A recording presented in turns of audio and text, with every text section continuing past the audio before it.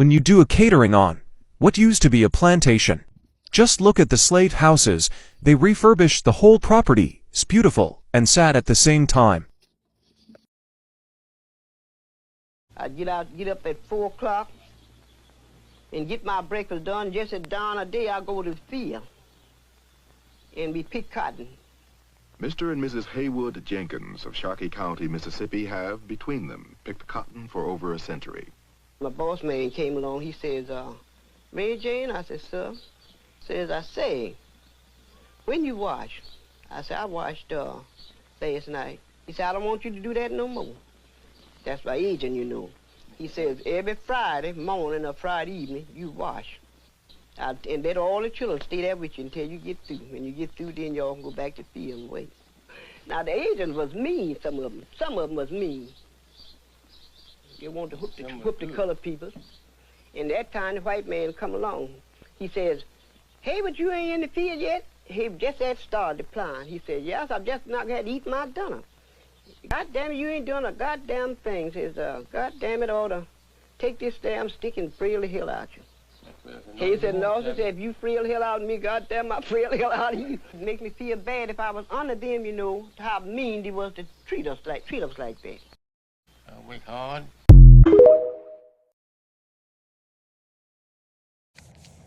As you can see, our ancestors went through a whole lot. No internet, no cell phones, picking cotton, picking tobacco, living in slave quarters, kids went to school. Our mothers and grandmothers and great-grandmothers were cooks for the slave owners, nurtured their babies, breastfeed their babies. This is what we're looking at when we're talking about the slave plantation. You'll have to excuse me and put my glasses on because my eyes are shot from my chemotherapy. But I want to say, praise our ancestors and what they've done. Without all the stuff that we got today, they don't have it because the technology's changed everything. It's just like you see me wearing this shirt right here. It says hip hop. I've been involved with hip hop since 1976, 77. And if you look at what it is today, 50 years later, it ain't what we started, it ain't what we created. Everything is different, the verbiage is different. But our ancestors, my mother, your grandmother, your great-grandmother, your great-grandfather, your great-aunt, your great-uncle, your family, your cousins, your aunts, your uncles in the 1800s, what they went through, that you don't have to go through. I'm gonna end this out with saying, I want you to look at the rest of what I'm adding here to get an idea that today, a lot of the slave quarters are now being used as Airbnbs. They refurbish it, fix it up. They left a lot of original stuff in there, but you know how people are. And this is what we're dealing with in Georgia, Louisiana, and South Carolina.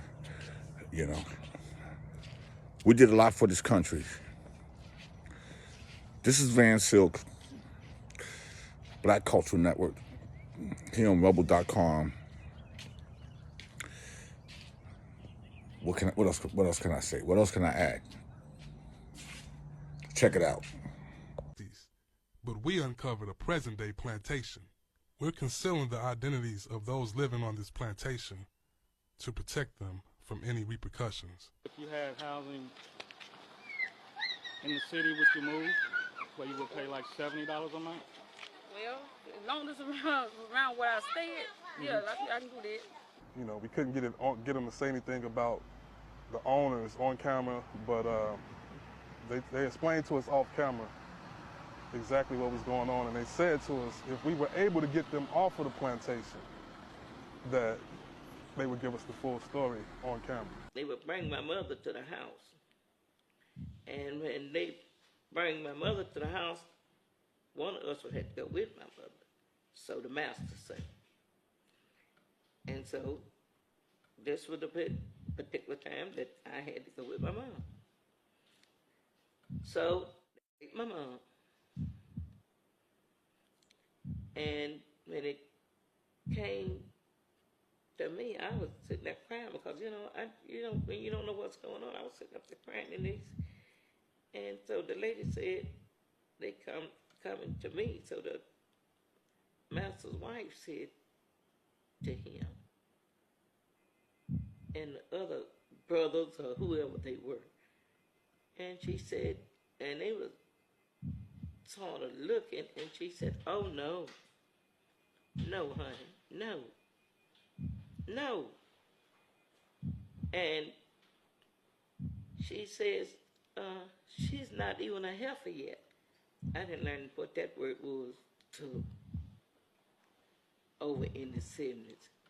And she said, she's not even a heifer yet. She's just a yearling. You can't. But they gave my mouth, and they raped me just like they did my mama. And there I was laying in that pile of blood. A little bit of girl didn't know what to do. And his wife had to clean me up. But that never stopped.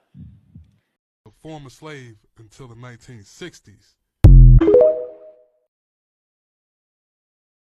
Every black person living should go to Ghana and see them slave castles so you can see what they did to us. You got to see what they did to us. You got to see how they built these dungeons underground and they put these churches on top and they dug holes in the ground to pump the music of what they call their Christianity into the holes while, man, they did, let me explain something to y'all. They walk them as far as they.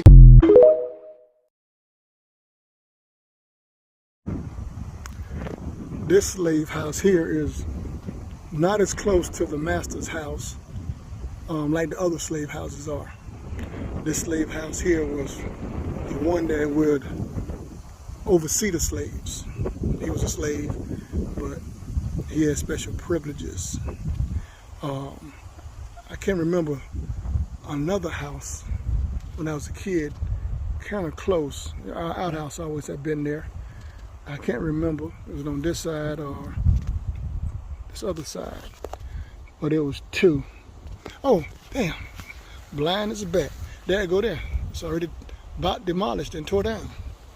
It's the other house that the two overseers would live in, and they would oversee the slaves.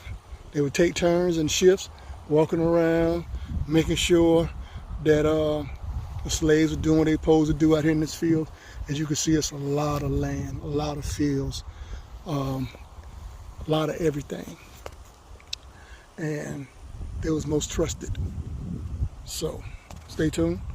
We're still out here, Long County, Walthamville, Liberty County, Bob Brewer. We're definitely in effect. Yeah, it's P. Cray.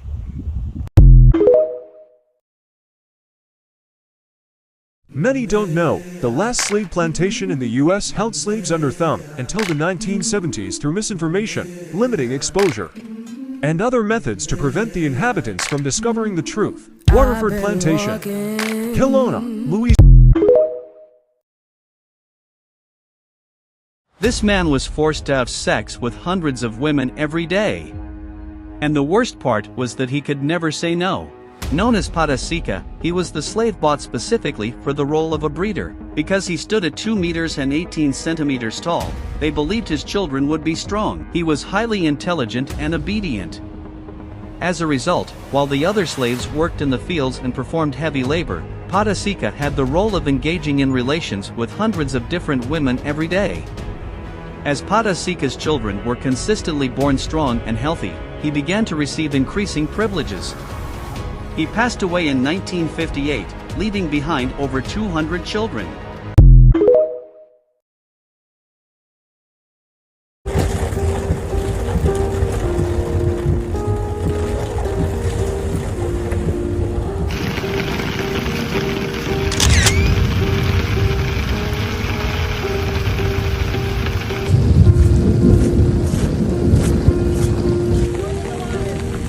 This is one of the inland waterways just inside the coast of Florida, and right on the shore bank, Kingsley Plantation House. I'm here because, unfortunately, I don't know enough about this history, and it's important, so I wanted to come. I'm Ranger Mia in Jacksonville, Florida, and this entire island, Fort George Island, was the plantation, so about 1,000 acres of land. A lot of the time you will go to different plantations and the slave quarters weren't taken care of for so long, but these slave cabins over here, they are really well preserved. Why do you think people should see them? Because it kind of puts into perspective the lives that they lived. It wasn't just one person living in a single slave quarter, it was a whole family living inside of that slave quarter, and I rarely go over there sometimes because it makes me so emotional. Yeah. It makes me think about the lives that were lived and how this was all they knew. Yeah. So I definitely think that that's why it's important. It really puts into perspective the lives that were lived out here. Wow. That was a good question. Trying to imagine what it was like back then so many years ago, and to be somebody else's property. So over there is the owner's house next to the stable, and then all the way over here, the remnants of the slave quarters. It just kind of struck me how far away the slave quarters are from the owner's house. Kind of like out of sight, out of mind. What was their life like? Pressures, traumas, stresses of all kinds. The family kind of gathers here by the fire to keep warm. What do they say to each other? What do they do? How do they survive? I don't know what to say. All I can do is focus on trying to put myself in the shoes of those people. I can't imagine it, but trying to imagine, I think, is still important.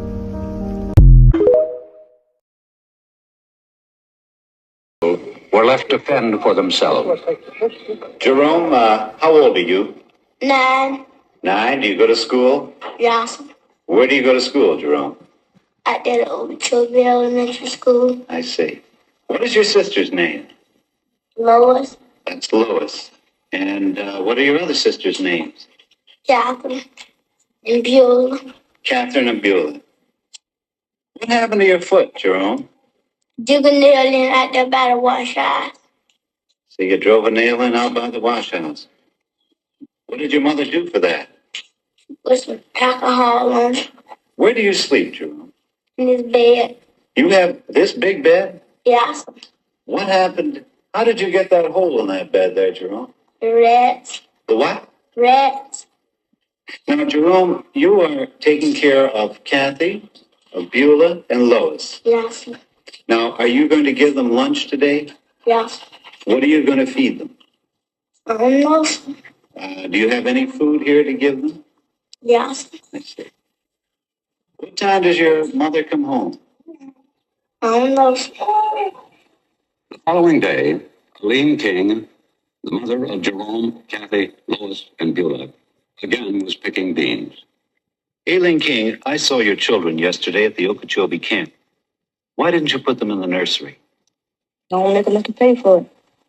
How much does it cost to put them in? 85 cents. 85 cents. That's right. Eileen, what time did you come out the field this morning? 6 o'clock. What time would you get home? About 3:30, 4 o'clock. 6 this morning to 4 o'clock this afternoon. That's right. How much did you earn? $1. $1? That's right. $1. Is that because the beans were poor quality? That's right. Has this happened before? That's right. How much will your food cost you today? About $2. Aileen, how old are you? 29. How many children do you have? 13. How old were you when you first started working in the fields? 8. You've been working 21 years in the field? That's right. Aileen, do you ever think you...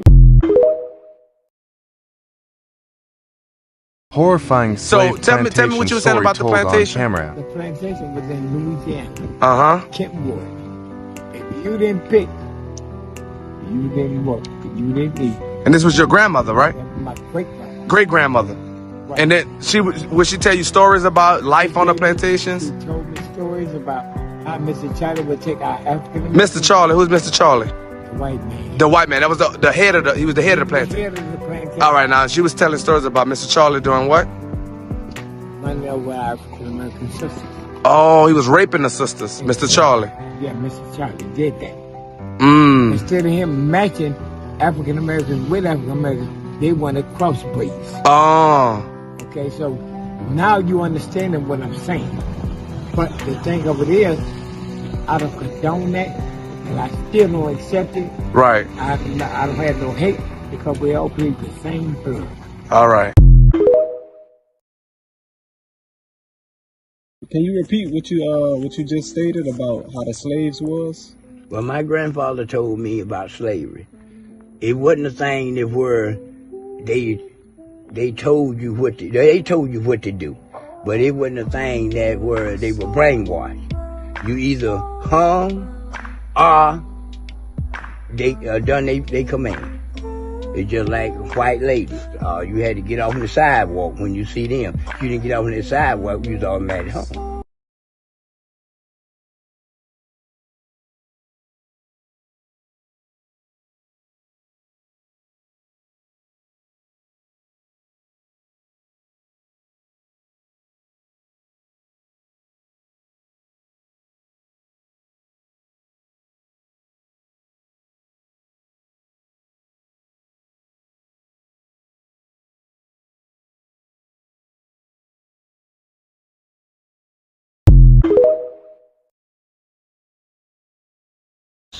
Belongs to the owners of a plantation. Got 80%. The plantation has been in the hands of the same family since the 1870s. The present owners are Jack and Polly Montgomery. Okay. Thank you. That's fine. Thank you, Gus. Your lunch was delicious. That was good. Oh, good. I'm glad everybody enjoyed it. Thank you, Gus. All right. Jack, are you going to South Carolina tomorrow? No, I think I'm going on Thursday. Thursday. Mm-hmm. And I meant to see it this weekend, but they took so long. Jack's main interest on the plantation is cotton. He took us on a tour of his 3,700 acres of prime Delta land and some of its facilities. Y'all couldn't have picked a prettier day to ride around. It's beautiful today. Jack has his own private airstrip and airplane. So this is yours? This is mine. Do you fly this plane yourself? Yeah, I fly that one myself. Where do you go in it? On business trip, Lane. It's fast. It'll get you there in a hurry. Doesn't your wife get worried? No, she used to worry, but I think she's gotten over it. She used to fly with me, and she's gotten over that, too.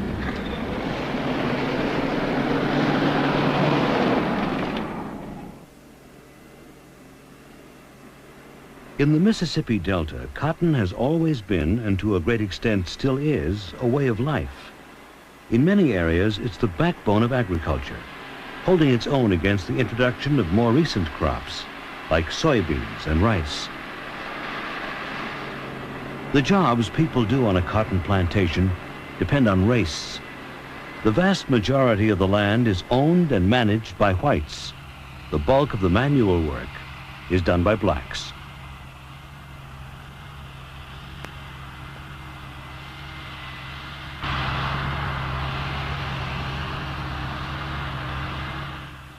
It's the mechanical picker, like a huge vacuum cleaner that sucks the cotton off the plant, that has kept cotton in business. It's mechanization, too, that has drastically cut down the number of farm jobs to a fraction of what it used to be.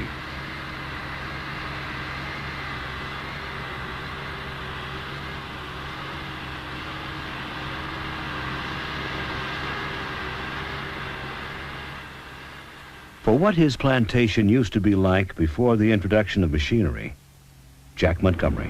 The main crops we had when I was growing up, of course, cotton was number one. It was the money crop. What you would see, 40 or 50 people out there picking cotton by hand with what we call cotton sacks. They're long cotton bags that they would hoist by hand and put the cotton in a bag. And it was quite primitive. Well, looking back on it, but it's the best we had. We didn't have any equipment or anything else. They were being paid so much a pound for picking it. Oh, I can remember I'd add up all the weights that all of them had. And pay them off. We always paid off in cash. No such thing as checks back in those days. Practically all of agriculture was with mules and plows, and a tremendous number of black tenants. But all this land you see here was covered with little tenant houses, little bitty houses. There's one over there in the distance. See that abandoned tenant house? Well, there were probably one to every 30 or 40 acres on these big farms. How big was your farm in those days? Oh, we were farming about probably close to 3,000 acres at that time.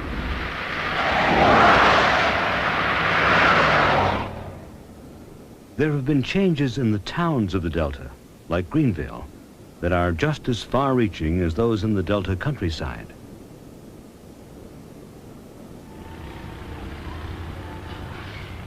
In the downtown area, old Greenville still survives, with a traditional look and feel of the Deep South.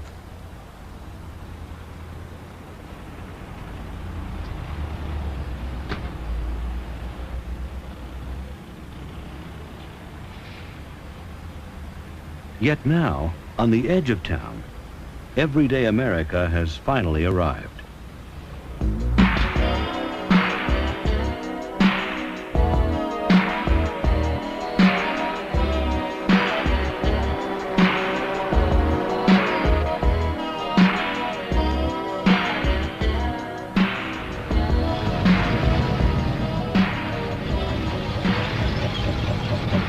Big Mac, quarter pounder with cheese, large fries.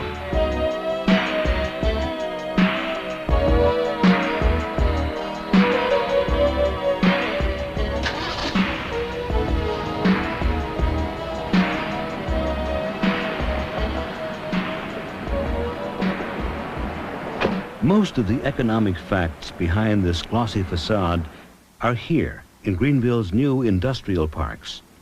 Companies have been attracted by cheap land, low taxes, and state laws that limit the power of labor unions. This is Greenville's slice of Sunbelt development. Sunbelt meaning southern states like Mississippi that have been making rapid economic progress in the last 10 years or so.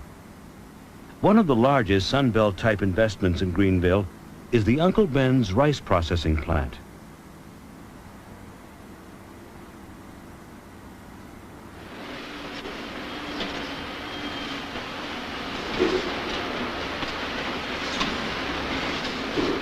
The rice is grown locally in the Delta, where it's increasingly taking the place of cotton. With a labor force of only about 140 people, the factory turns out all the packaged rice the company sells on the domestic market.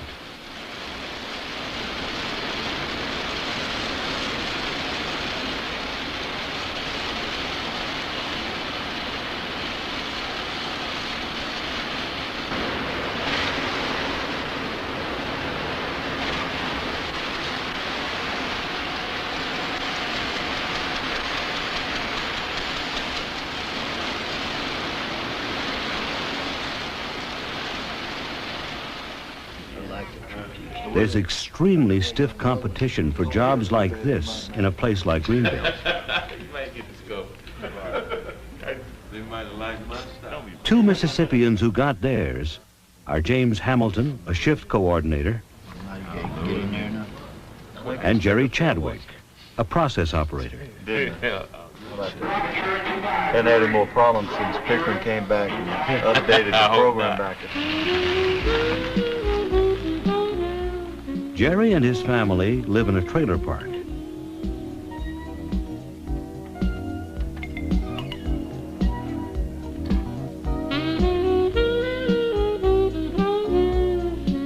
Trailers are inexpensive to buy, almost like houses inside, and have sprung up all over the Sun Belt as the population has grown.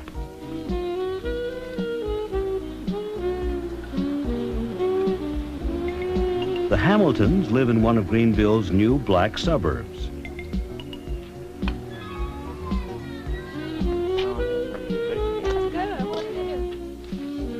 Hey, Warner, good. You just spell all of your words today. Okay, how about you know what? We asked the Hamiltons about their family background. My father worked as a sharecropper, and my mother also at the time, where they raised crops, and the person that owned the land would get half or more of whatever they raised. So from year to year, you ended up not able to make ends meet. So you're in a rut the rest of your life unless you get out of it. The Chadwicks are a reminder that some whites, too, were cotton workers. From the time we were small, growing up, I can remember my grandmother dragging me through the cotton field as she picked cotton. When I got about 12, I went to Louisiana and I hoed cotton with my grandmother and them down there, so I know a little bit about cotton. It's not too much fun.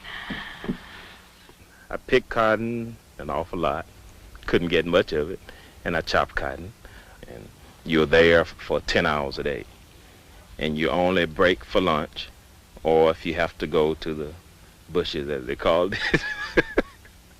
But other than that, it's just a steady 10 hours every day, day in, day out. I could make about $2 a day, $2.50, $3.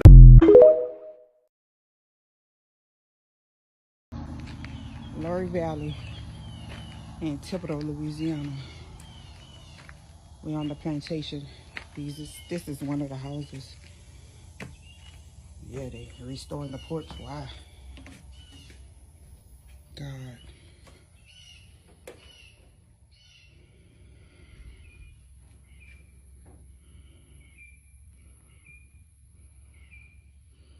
I guess this is the living room. I'm scared to go inside.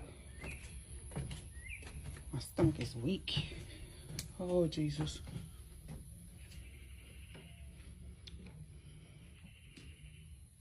Yeah, I don't know.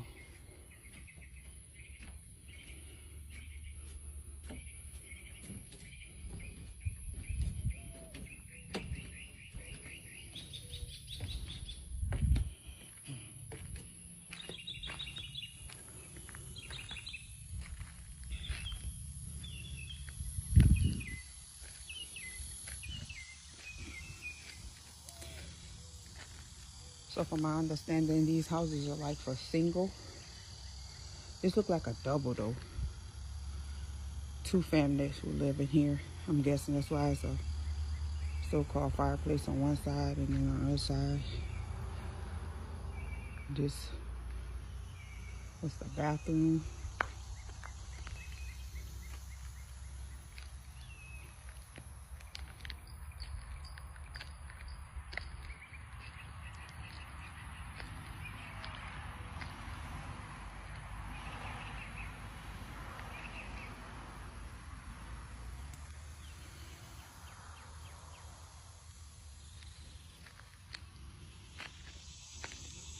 I don't know. I think I've had enough.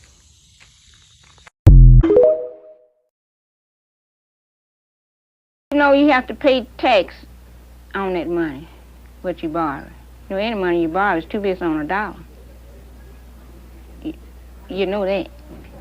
No, go over that. In other words, when you borrow money from Senator Eastland, you've got to pay an interest? Yeah, I had to pay interest on it.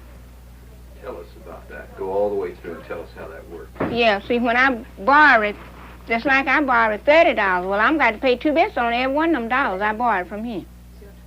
So they're not getting anything free. If they loan them money, they might have to pay that double instead of just paying maybe 10% on the dollar. Tell us about what your family is going to eat until you get more. Well, they'll eat some turnip greens and some cornbread. All I know, because I don't have anything else. And I don't have no money to buy nothing with. I don't have no job. I have been trying to get one, but I can't. And the boy there, I need money now for him. He finishing school. I got to pay that money off for him, you know, in school. And he's graduating from high school trying to go to college.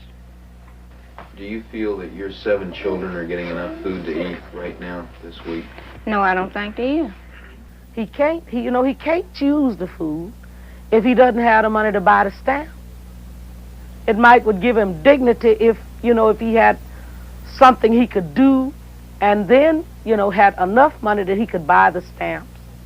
But he can't hold up his head in dignity if he got to go up there and listen to people telling me, well, you better have some money, you better get you a job, because you won't get the stamp for $3 next month.